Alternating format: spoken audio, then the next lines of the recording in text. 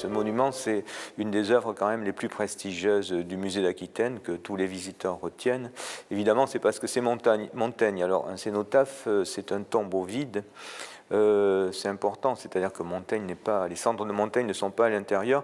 C'est un monument qui a été érigé un an après sa mort, à sa mémoire, comme cela se faisait à cette époque-là. Et c'est sa épouse qui avait fait ce choix. C'est pour ça d'ailleurs que pour nous, c'est un monument un peu paradoxal, dans la mesure où on imaginerait voir Montaigne représenté en penseur, en philosophe, alors que là, il est plutôt représenté en guerrier, un homme d'armes. Et c'est simplement parce que sa femme avait surtout retenu de lui son statut social, puisque la famille de Montaigne était de noblesse très récente, et donc elle avait voulu montrer ça, parce que de toute façon, on peut aussi l'excuser dans la mesure où elle ne pouvait pas imaginer que 450 années après sa mort, il serait encore beaucoup plus connu et beaucoup plus lu qu'à son époque. Donc ça, c'est l'aspect important. Alors l'autre aspect important qu'il faut souligner, c'est que ce cénotaphe n'est pas ici par hasard. En réalité, il a toujours été dans ces lieux, simplement parce qu'il avait été installé dans le couvent des Feuillants, et c'est dans ce couvent que Montaigne avait été enterré.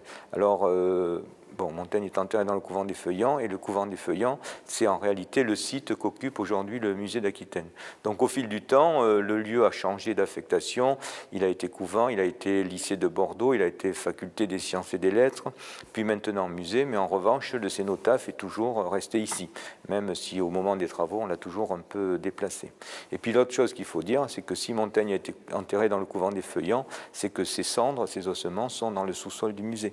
Donc pour nous, c'est un aspect, au moins sur le plan symbolique, qui est important, parce que en conservant à la fois le cénotaphe de Montaigne, mais aussi ses cendres, on se dit qu'on est peut-être d'une certaine façon les gardiens de l'humanisme. Et c'est pour ça qu'on a souhaité lancer cette campagne de financement participatif sur ce cénotaphe de Montaigne, en l'associant à l'idée cultivons l'humanisme, parce que de manière un peu symbolique pour le public, c'est aussi participer à réhabiliter ces valeurs humanistes qui sont nées avec Montaigne.